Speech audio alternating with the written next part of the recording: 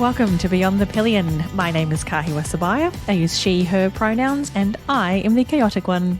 And my name is Mark Drechsler. I use he, him pronouns, and my guilty pleasure is huffing two-stroke fumes.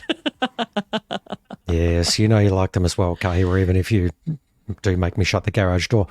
Anyway, before we start, I would also like to acknowledge that today we are recording this podcast on the traditional lands of the Kaurna people, and to pay my respects to elders past, present, and emerging.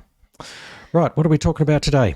Thank you. Today we are talking about those make or break times kind of early in your riding life where you get to tackle one of the biggest challenges in learning to ride, which is confidence, a word that's come up a few times already, hasn't it, Mark? It sure has. Now, I can't remember if I mentioned this before, but 20-odd years ago, I was a rider safe instructor.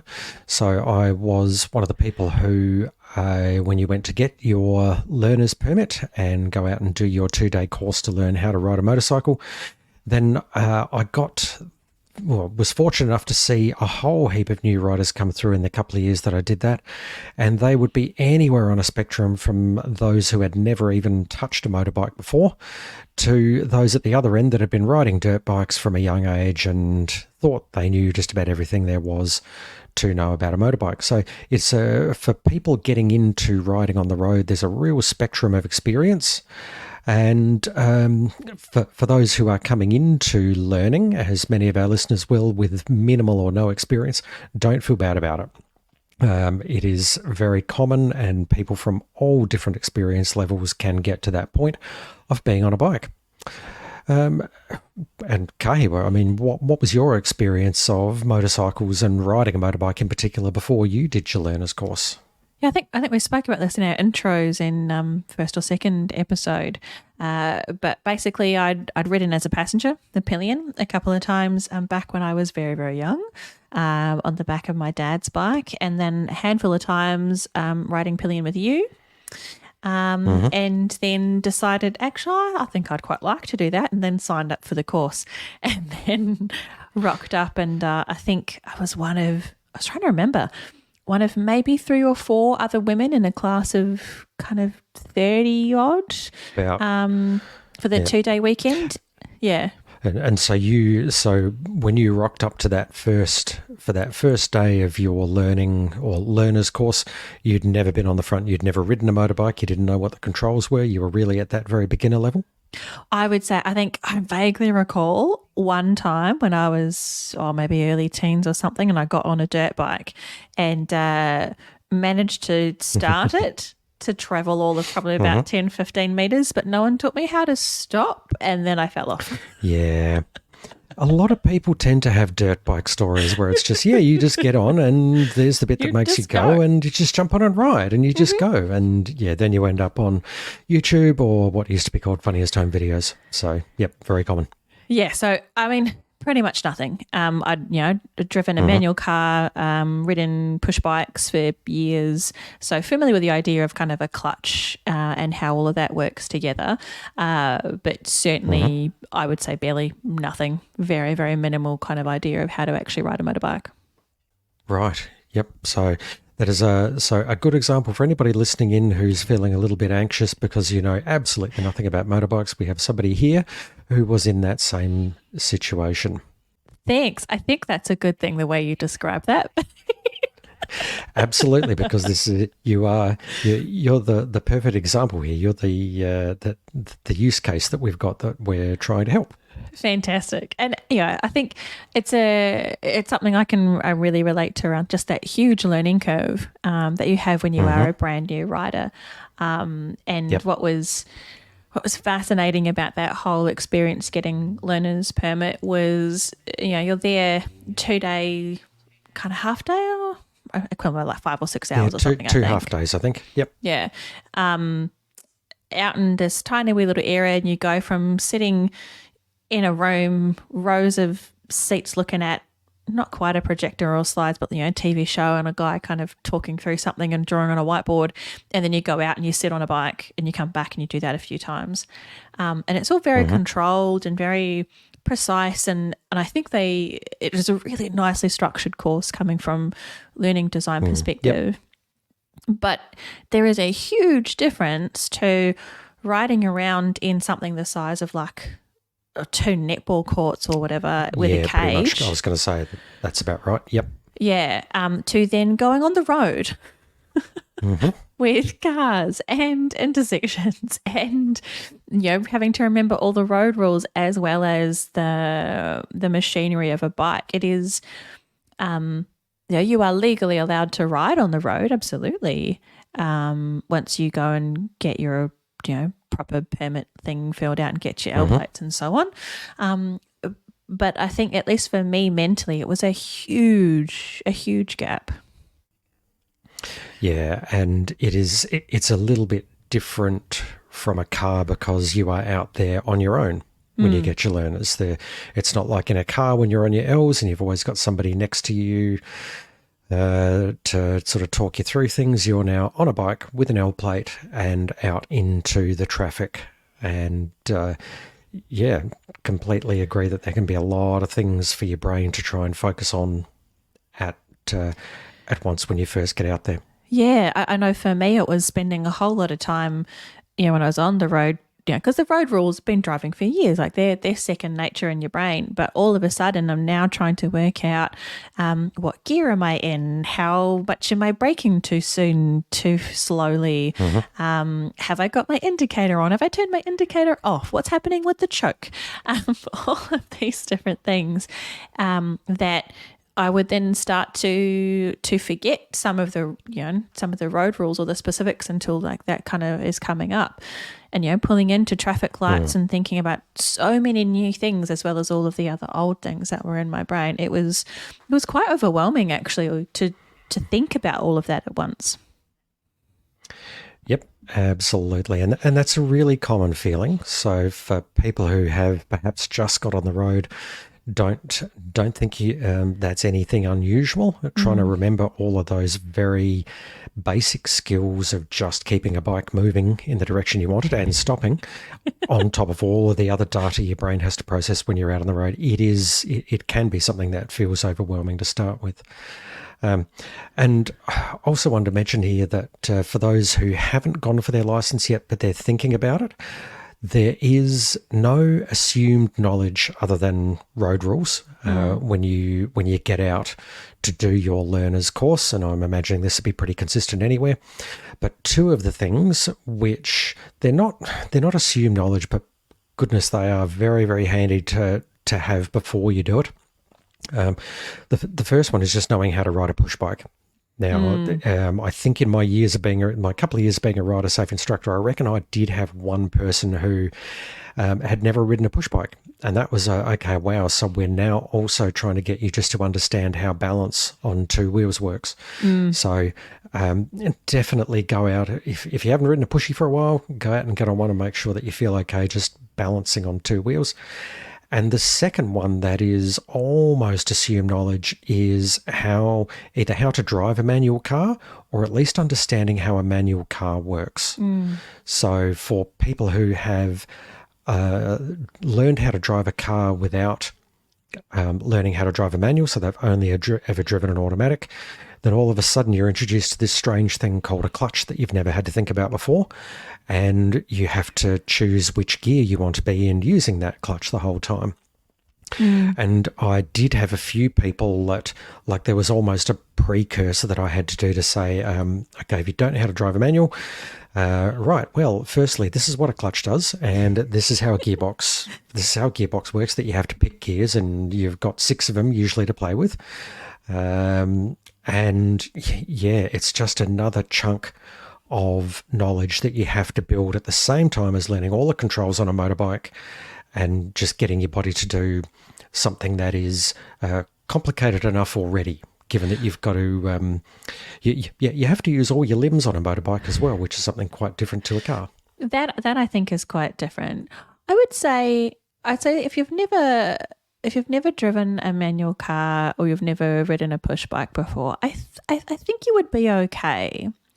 Oh, you can still do it. Yeah, it'd still be a little Absolutely. bit harder. And I would say, as someone who doesn't really understand too much about how a gearbox works, I don't think you need to know how a gearbox works. But I think it's the concept of I need Fair call. the way a clutch works in my mind is, it's like opening a drawer to get out a utensil, a piece of cutlery. I need to Ooh, I open the like drawer that. first to get my knife and I close the drawer again. If I need a fork, I need to open the drawer, get a fork and close. And so when you are engaging the clutch, you are opening the drawer so you can, change your gear to then be Swap able stuff to around. just swap to either go faster or slower. And I think that's quite a different concept to I go fast or I go slow with that you would have in an automatic car. And so I think, True. you don't have to know how to drive a manual car, but it is a very different concept about how I manipulate a vehicle or the things around me to go faster or slower. Particularly, I think, Yes. when you are coming into stop, if you hadn't ever driven a manual car before, the idea that I need to change down into a lower gear so that the engine can handle me going slower, like I think that's quite a different concept, but it's not impossible. Oh, it's not insurmountable, but if you want to make life much easier when you are learning to ride a motorbike, then learn how to drive a manual car first, because it is just a conceptual thing that once it clicks in your head, it's not hard. People have been doing it since the dawn of time in vehicles, but it's just something that if you'd never had to use a clutch to change gears before, then The daughter, like okay, we've had fine. motor vehicles since what? Since the 20s? the late 1800s, early 1900s. Fine, don't worry about it. Way to Poetic rewrite license. history. It's fine. Well, it's alternative facts. Don't worry about it. It's fine. Anyway, we're going off track a little bit there, but that's okay. Now, something we did really in this podcast want to talk a bit more about was, Kay was already hinted at, you do your couple of half days worth of half days of doing your learner's course, and then you slap an L plate onto a motorbike, and then boom, you are out. You're out on the road. So let's talk a little bit about feelings in particular, Kahiwa. How was that feeling of transitioning from a nice, safe little range with just a few bikes to traffic? Horrifying. What was the hardest things? How did it feel? In a word, horrifying. Yeah. And we should say that this is the rules and the licensing approach in South Australia, and it might differ in different places. Yes, indeed. But yeah, so here you do your 2 half-day course, you get your learner's permit. Then if you've got a bike and an L plate, you can go out on the road by yourself. And yeah, I think the first bike that I went on after I got my learner's permit was the MT-03 that I took for a test ride, which we spoke about in a previous episode that I took around about, I think we got through maybe 2 or 3 corners and then I dropped it, trying to merge back that onto a road. And I think even turning up to that place, to that dealership, to take the bike out for a test ride was really, really nerve-wracking. I remember just being so anxious and nervous, but really wanting it, like a mixture of anxious and excited. Yeah. Probably mostly anxious at that point. Yeah. Yep. And then getting on the bike and thinking, that I'm allowed to do this, I should know how to do this, and then freaking out, basically, going through the car park and onto the road and a couple of corners and basically losing my brain.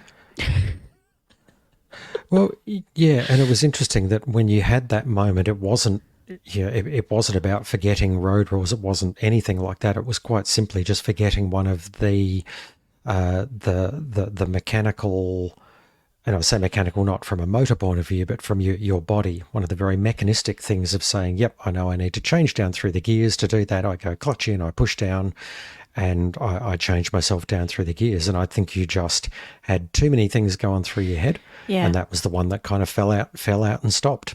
Everything just got a bit overloaded.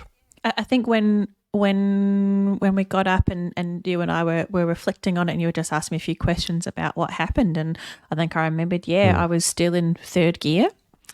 I had forgotten to change down, because I remember being so focused on trying to turn the indicator on and looking for traffic.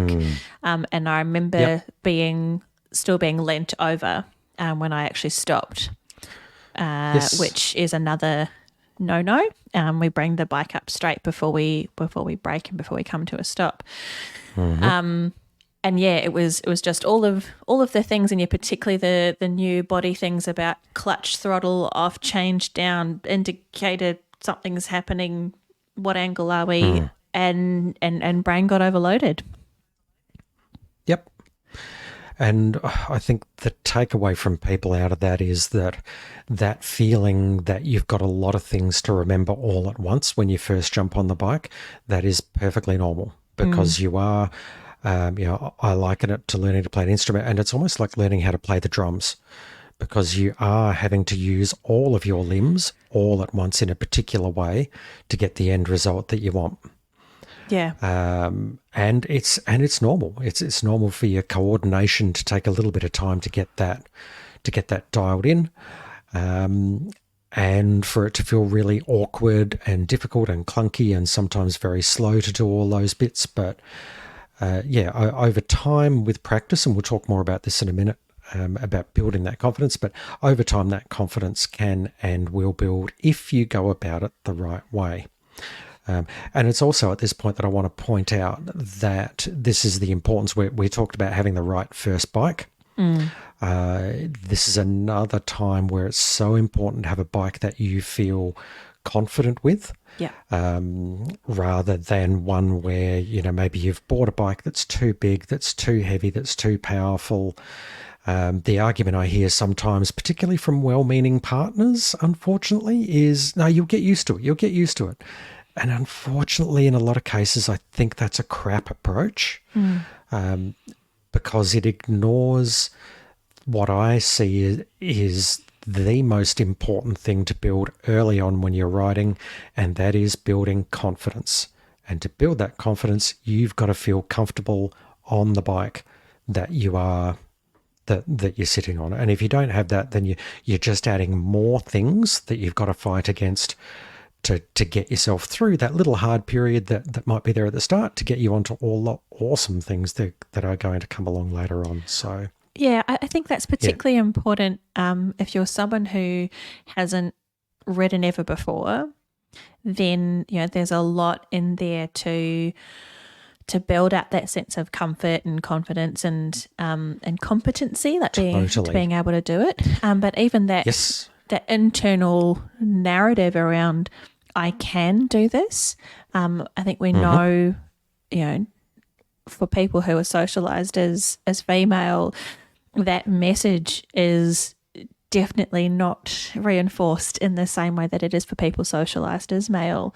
That women and people assigned female at birth are more likely to be told not to do things, or that you can't do things, or encouraged not to take risks in the same way that men are. And so there are all sorts of other narratives and that we tell ourselves and that we hear that are already playing on in our brains for a lot of people, that this idea of you'll get used to it doesn't take into account the idea that I'm already coming from a deficit in terms of where I see myself, or how I approach learning things. I agree. Good point, it is a very powerful point. It's absolutely crap. It's ridiculous. And I think the other reason I've heard is, you'll want a bigger bike, later, so just get a big bike now. And I know I'm a prime example of, nah, let's buy a little one, let's get confident and then sell it. Like, someone's always going to want it. Yep, pretty much. So, Kahiwa, tell us a bit about, see, we know that you had that very rocky start jumping on the demo bike and dropping it, but from there, that was a big dent to your confidence. Tell us how then you went about building that confidence back up again. I think it was probably a couple of things that happened. One, first thing I think is that when I dropped the bike and we were out for that demo ride, I remember you asking, was I okay to ride it back? And I think I had a choice in that moment to say, how scared was I?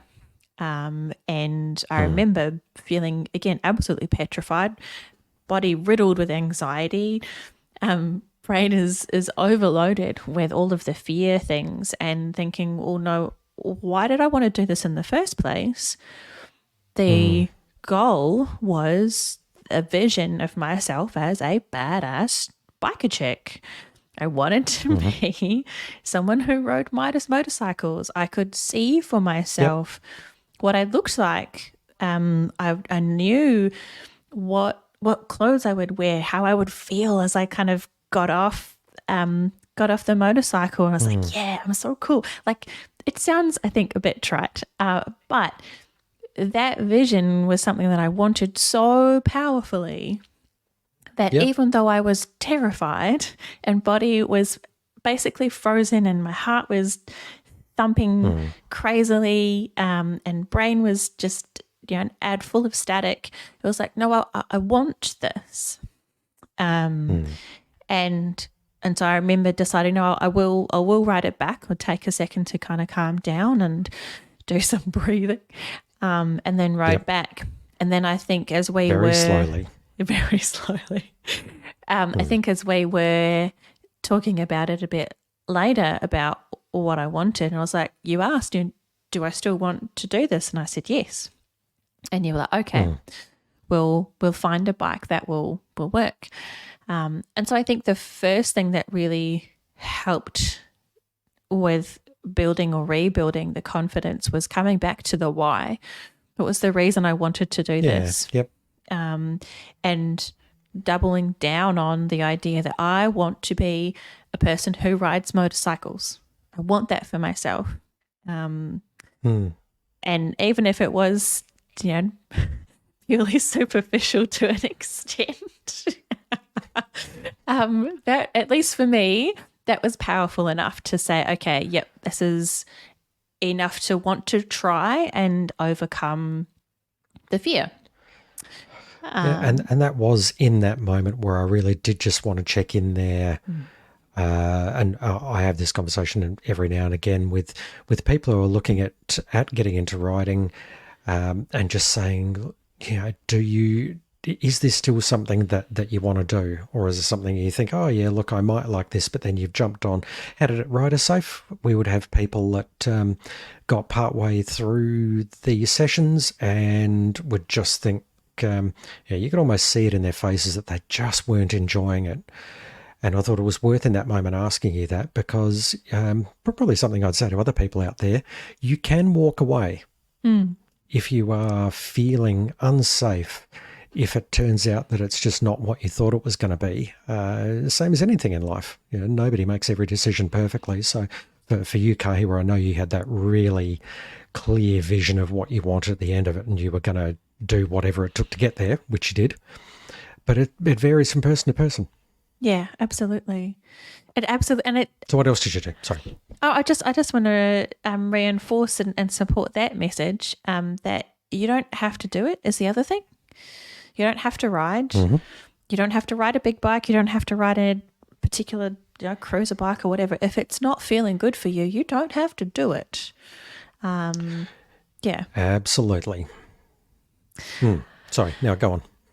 So the first thing in terms of building that confidence or rebuilding the confidence was going back to the why, and trying to hold on to that vision, and checking for myself, was that what I really wanted, and how strong a vision was that? Turns out it was. And then I think the second thing that we did was really breaking down the gap. So if I was to use my managerial consulting speak, it was a gap analysis to say, and where was I in terms of my vision, and where was I in terms of my current skill set, and then And look at the working out a gap. way to There was a bit of a gap. just a bit of a gap. And then kind of, I think, just breaking down those skills. I think part of that was really coming back down to the basics.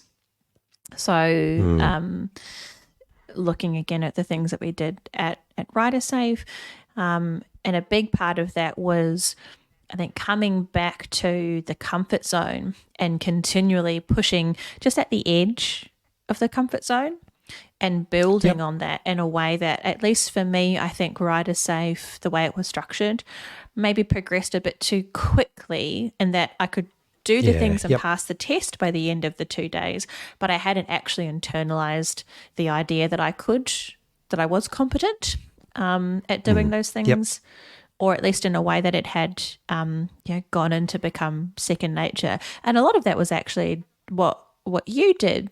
Mark, we got a smaller bike and we went down to the car park of the local university when it was very, very not busy, and went back down to the basics. Do you want to talk through some of the things that you planned out there? Yeah, absolutely. So I think it's really common what you experienced there, that 2 half days is not enough to groove muscle memory. And that's just the reality of it. And for many, many people, and what the only real thing that is going to help you groove that muscle memory, is same with anything, is time and practice. And that's where I wanted to get you back into a controlled environment. Yes, it was on a smaller bike, but I think eventually you would have got through it on the bigger MT-03 anyway. But just to try and make it as easy as we could, getting you back onto the smaller bike that you felt more comfortable. It was lighter, it had a lower seat. And now not associated with me falling over and embarrassing myself and having a near panic attack. Correct. Yes, didn't have some of those mental associations. Get you on the MT-03 again and see if you freak out next time. I don't think so. I think you're probably looking to say, oh, geez, it's small, isn't it? But then it really was, all I did was went back to the structure and the way that we taught the skills in the Rider Safe courses, and went back and just ran through them, basically just drilled you in them. So it was going back to, okay, let's practice just on friction zone on your clutch for those who are riding already.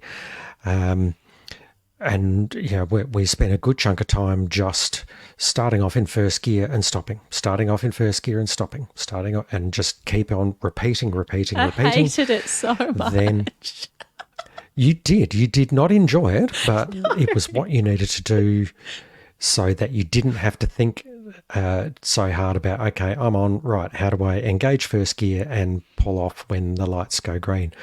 And we gradually built on that. So it was starting off just with selecting neutral, finding first gear, going in a straight line. Then it was changing up to second, back down to first again, which again, I know you found probably intensely dull after a little while. Just riding around in circles, changing up to first, changing up to second and back down to first. Cornering technique.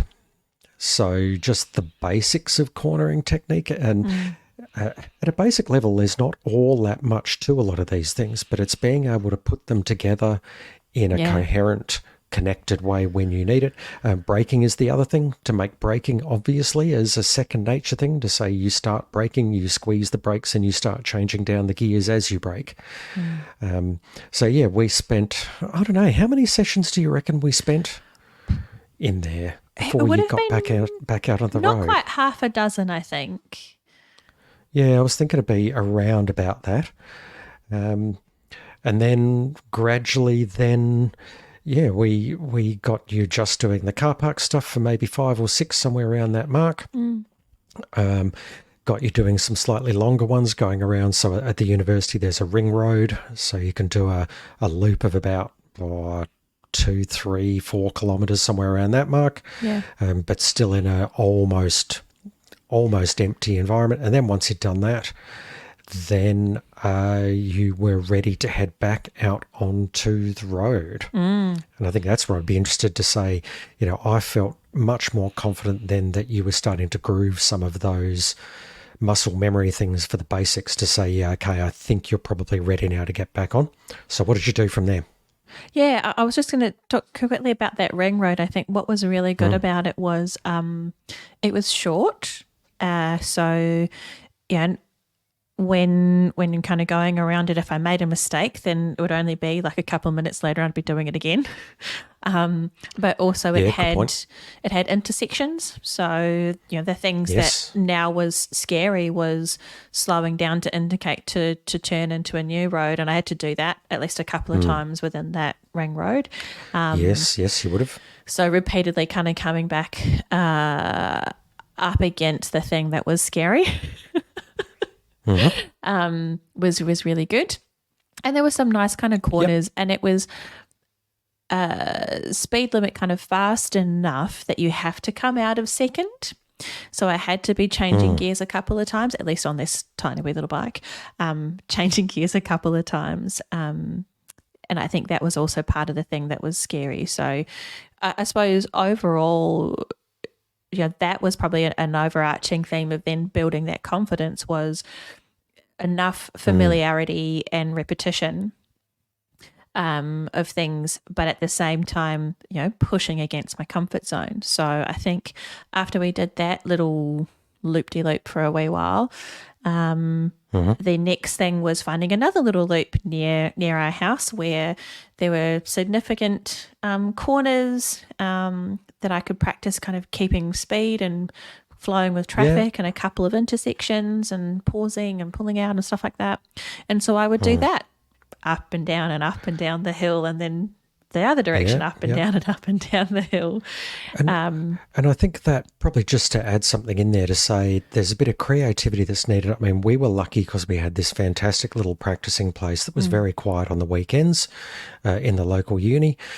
If not everybody is blessed with having a university with a ring road sort of right next to where they are, but having a bit of a look at where you live and thinking through where would be some nice quiet back streets that aren't going to be too challenging, that you can maybe get there even if you have a friend who rides, to say they can ride the motorbike there for you, get you on the side street while you drive the car or something. You just have that little loop to do exactly as Kahiwa said there, to get enough practice on those basics in a repeatable kind of way, because then I think it's about taking out some of the variables. If you're not having to remember going around, where am I going? Do I go left here? Do I go right here? It's just just do loops of the same thing. You don't have to think where you're going. And then you can just focus on those basics around the low speed stuff. Yeah, it was definitely finding a loop where I just didn't have to think about, which direction was I going. I knew at least in this loop up and down the hill, I was either going left, or right. Spot on. And, in enough happening on this little loop where there were some really challenging corners. And, once we had to kind of really concentrate and be thinking about cornering technique, but I could do it enough times that, it would start to feel a bit more familiar, feel a bit more comfortable. And then I'd go home and then come back the next day and do it all again. And, how will have gone down a little bit in terms of familiarity and comfort, and then do it a couple of times and feeling better again. And then I think after that, I rode the bike into the city, into work for the first time. And yes, you did. I can't remember. Did we do a practice run into the city? I think we might have even done one on a weekend or something, just to at least check out what a good motorbike route was. Get that sorted out, which just to try and get you comfortable with the roads you were going to be on again, so that when you were doing it with cars everywhere, then at least you knew, that road surface is okay. Here's what the corners are like, which is something again in a and in a car you just don't really have to worry about that kind of stuff as much. Whereas when you do get on your motorbike, you will find that there are some roads that, for various reasons, usually around road surface, are just horrible. And if you can avoid them, then you will avoid them. You will work out where the inspection hole covers are or where the great big potholes are. You will learn these things and you will consciously try and avoid them if you can. So, Yeah. Yeah, so I think we did that same thing around trying to build familiarity. So the whole riding into work was about pushing comfort zone. Yes. Yeah, a new route, a new experience riding in peak hour traffic and with significant numbers of other cars and multi lanes and stuff like that. But we worked first to build familiarity by mapping the route on a weekend when there'd be less traffic. And then I did that 3, 4, 5 days a week for however many months. Yeah. Yep.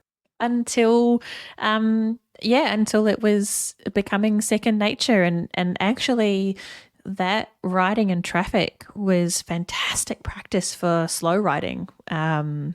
And being able to balance the clutch and throttle and rear brake to just go slowly. It was great practice for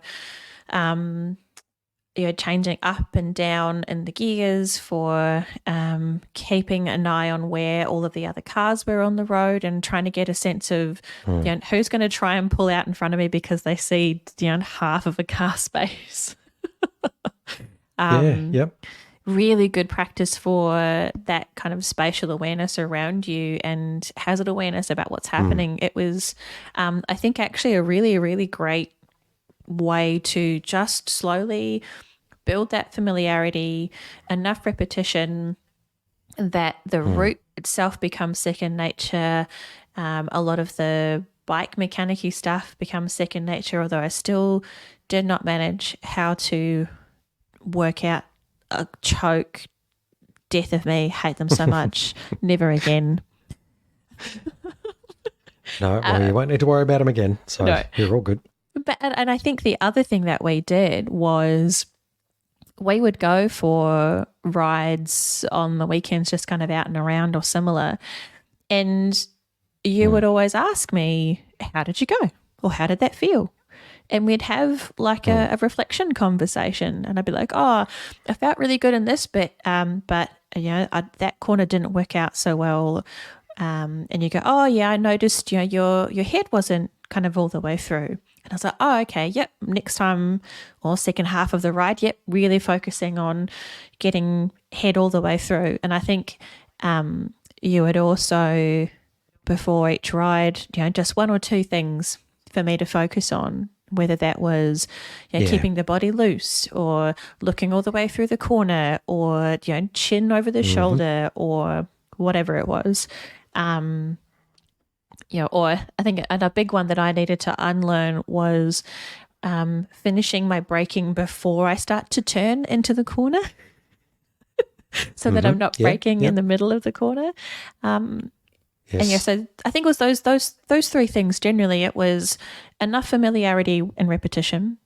It was consistently pushing at my comfort zone, but in a way that was, slowly rather than, pushing too fast or too quickly.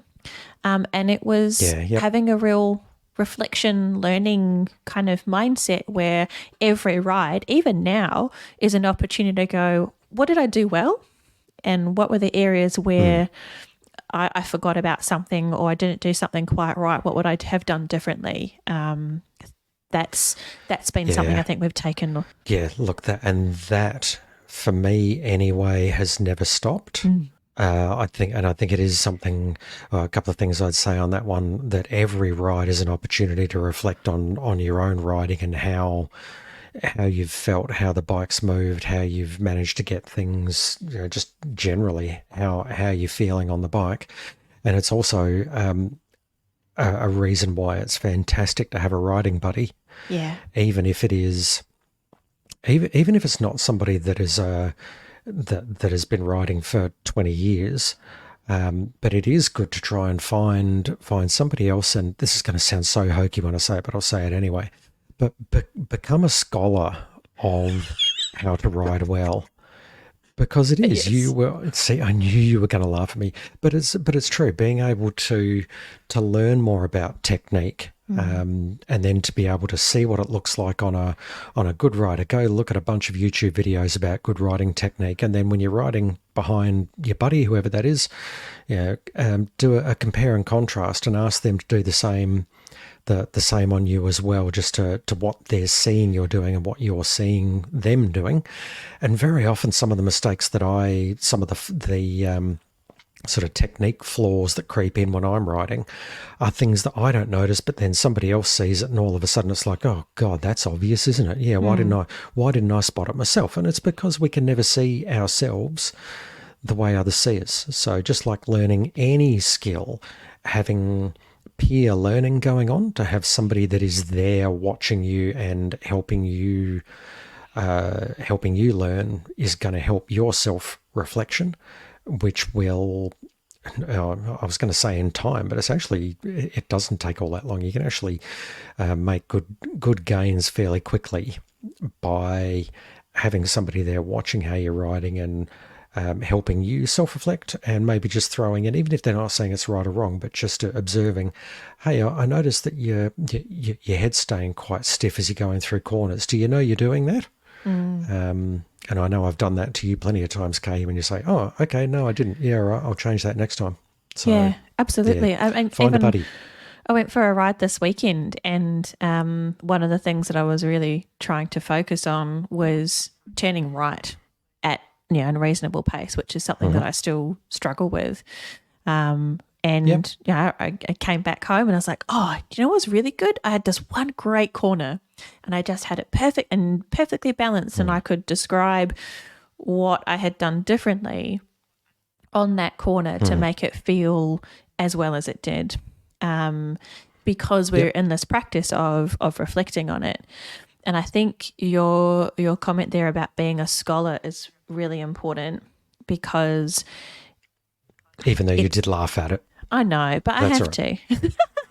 But Yeah, no, I that's think fair. it is really important to be a scholar and to look for people who are experienced and qualified and experts in this area when you're looking for technique suggestions. As much as you might talk to friends or peers, I think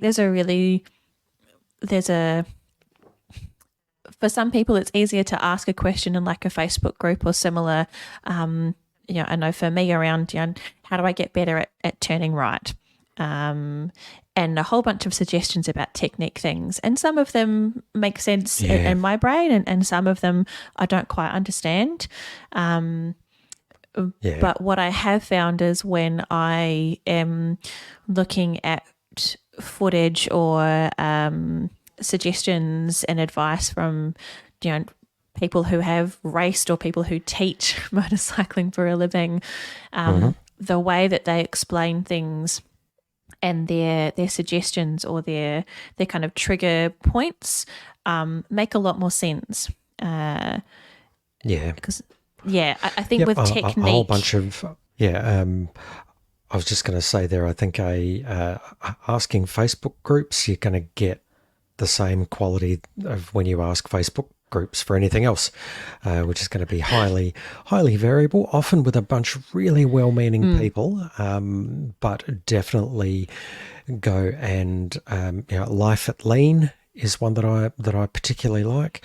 There are a bunch of other sort of good online YouTube type people that are riding instructors that will talk to you about just the proper techniques behind how to perform a particular move, and then go out and practice it and just keep on learning. As motorcyclists, we never stop learning, I don't think.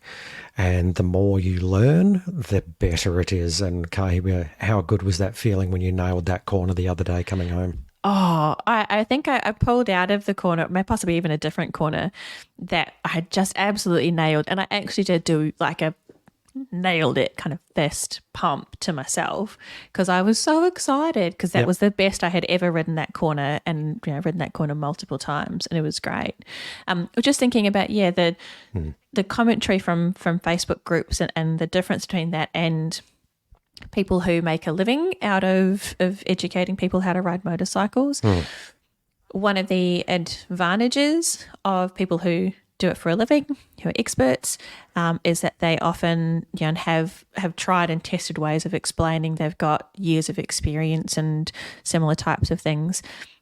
A disadvantage from them is that sometimes the way they explain things might not actually resonate with you because they might be thinking about it slightly differently. And so when you ask, peers or others in a group, they might have a different way of articulating that same idea in their experience and through their body that might resonate more readily.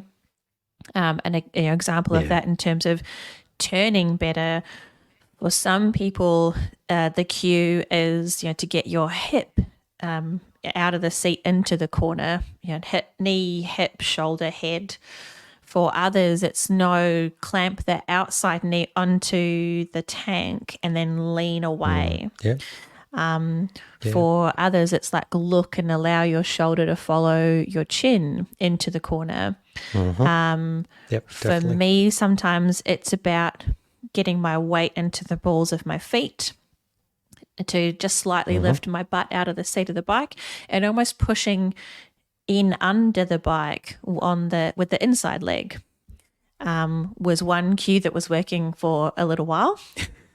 And so lots of different ways of essentially explaining the same thing, which is get your weight into the inside of the corner. Yeah, it is. And that is a good point, that when people are building up their confidence and learning more about their skills, there are multiple different ways that you can get your body into the right position to be doing the things that it needs to do well. And note, they're not even needing to be perfectly, just needing to be doing it well enough to be able to do the job that you need to be doing. So anyway. But I would say, I think the key point there being, if you are feeling nervous or wanting to help build that confidence, my suggestion would be to start first with places like was it Life to Lean? What was it called? Life on the Lean? Life at Lean. Life at Lean. Places like that. Or I did a course with ex-professional racer from the local area. I did like a one-day course around kind of road skills and stuff like that. And, that was really great. I would suggest starting with them, watching a YouTube video from somewhere like that, and only if that isn't resonating, then starting to talk to kind of Facebook groups, because I recall some of the different ways that people were suggesting was starting to become almost a bit contrary to what I had heard experts kind of talk about. So similarly with other things I think you've said, Mark, to just take what people might say with a bit of a grain of salt, and be conscious about who you listen to and believe, and that includes us. So don't believe everything we say. Go out, test it for yourself. Okay, takeaways from today's episode then, Kay, were about bridging that confidence gap. Yeah, I think the first thing is just to know that it's perfectly fine to feel nervous, to feel a little bit scared, to feel anxious. I just want to say it is absolutely reasonable. Yes, indeed. And I want to affirm that it is totally okay to feel like that. And hopefully that's not going to be around forever. So just saying, yep, that's totally fine to feel a little bit scared when you first get started. Absolutely. And that I think in terms of addressing that, hopefully idea of your vision, your reason for why you want to ride is one that's powerful enough to help keep you going. And also that it's okay if you decide it's not for you. That's fine as well. Good point. I think then in terms of practical things to do, so we talked about structuring your riding or activities around enough familiarity and repetition, but also kind of pushing yourself just at the edge of your comfort zone, hopefully not too quickly or too fast or too intensely, but making sure that you are continually growing out where you are comfortable. Yep. And so what that might look like from a practical perspective is, as Mark was saying, find a car park, find some quiet back streets where you can get some riding in without having to navigate the hecticness that is dealing with traffic and other people driving cars and other vehicles. And hopefully having a friend who might be able to ride with you. That can be really, really invaluable. Yes. The second thing there from a practical perspective is just really focusing on those mechanical aspects of navigating and manipulating your motorcycle. So the things you might have learnt in your learner's permit course or other kind of training, being comfortable with your clutch friction point, with the difference between where your throttle is, how to use that kind of confidently, your rear brake, building your rear onto your front brake when you're braking so that you're not going too quickly, you're kind of loading it on progressively. Being really comfortable changing gears and working out which gear you're in, or a bit of an idea about which gear you're in, and the idea of looking through corners. So that's a big one to help you corner better, safer, more confidently at pace. Until they become as close to second nature as possible. And if you can, trying to do some of that practice before you go onto a busy road. I'm aware of some people who live in an area where the only roads around them are 80, 100k roads, but hopefully there will be somewhere near you where it is relatively slower, relatively quieter, where you can get to practice some of these things. And I think a final practical point is, when we're talking about reflecting and having a learning mindset, at the end of each ride, finding something that went well. And being, I really, I did so much better on this thing than I did last time, or I did this really well. That felt really good today. And maybe one thing to work on the next time you go for a ride. And if you're the kind of person who does research, that might be something you go and watch a video about to say, I didn't nail that corner today. What was going on? And you might go and find some places with some advice or, common mistakes that people make, that beginners make. That might be a place to go and get some learning to say, okay, that's what I'm going to work on next time I go for a ride. To just help be building your actual skills, but also mentally kind of your belief and your confidence and your skills as well. Yep. All very, very good points. And I'll also say, as somebody who's been riding a lot longer, that's not just restricted to beginner riders doing those sorts of things as well. That it's something that there is continual value as a rider, no matter how experienced you are, in just reflecting on how your riding is, how's your craft, and are there things that you're not quite happy with that you just want to tweak. So very good points, Kahiwa, and thank you very much. Now, next episode, we are going to be talking a little bit about pre-riding checks before you jump on your motorbike, and we're going to be talking a bit about why they are really, really important. So stay tuned next time, and we will be going through that one for you. And until next time, please ride safe and have fun.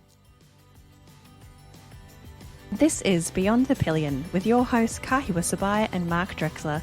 Find us on Instagram and YouTube as Beyond the Pillion. Leave a comment to let us know what you'd like to know more about. And if you liked us, remember to rate, review, and subscribe, or share this episode with a friend. It really helps other people find the podcast.